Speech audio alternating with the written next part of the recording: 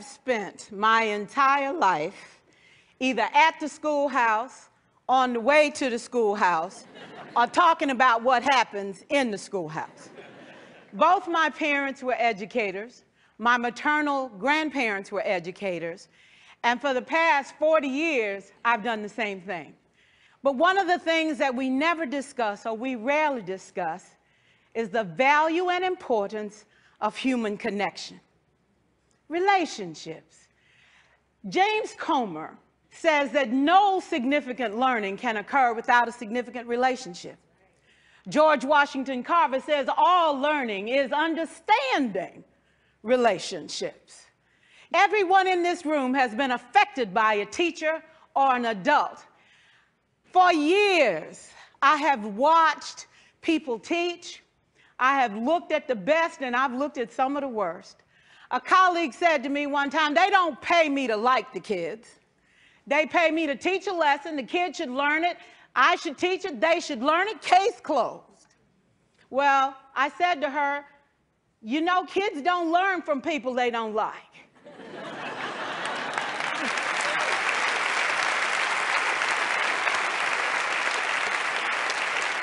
She said, that's just a bunch of hooey. And I said to her, well, your year is going to be long and arduous, dear. Needless to say, it was. Some people think that you can either have it in you to build a relationship or you don't. I think Stephen Covey had the right idea. He said you ought to just throw in a few simple things, like seeking first to understand as opposed to being understood. Simple things like apologizing. You ever thought about that? Tell a kid you're sorry, they're in shock. I taught a lesson once on ratios. I'm not real good with math, but I was working on it. And I got back and looked at that teacher edition. I taught the whole lesson wrong. So I came back to class the next day and I said, look, guys, I need to apologize. I taught the whole lesson wrong. I'm so sorry. They said, that's okay, Miss Pearson. You were so excited. We just let you go.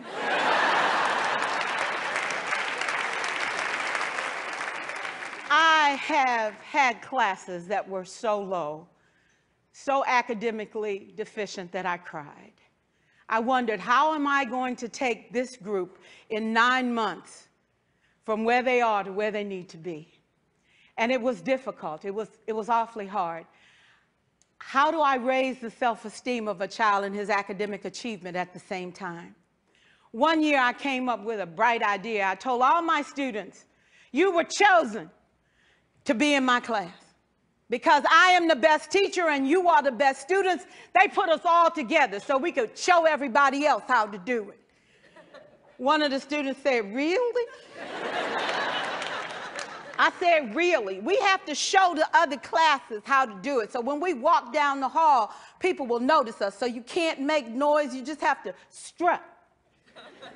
And I gave him a saying to say, I am somebody. I was somebody when I came. I'll be a better somebody when I leave. I am powerful and I am strong. I deserve the education that I get here. I have things to do, people to impress, and places to go. And they said, yeah. You say it long enough, it starts to be a part of you. And so,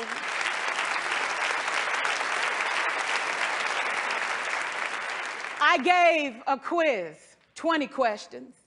Student missed 18. I put a +2 on this paper and a big smiley face. He said, Miss Pearson, is this an F? I said, yes.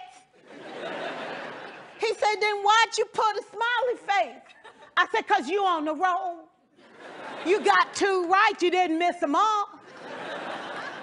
I said, and when we review this, won't you do better? He said, yes, ma'am, I can do better. You see, -18 sucks all the life out of you. +2 said, I ain't all bad.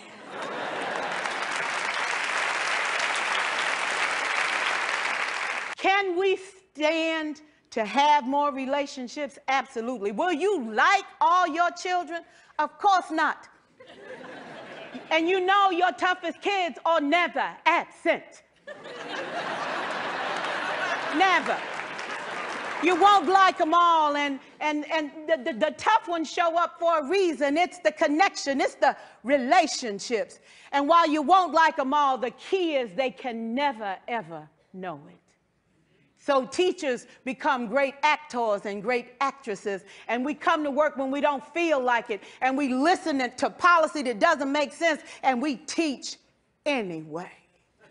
We teach anyway because that's what we do. Teaching and learning should bring joy.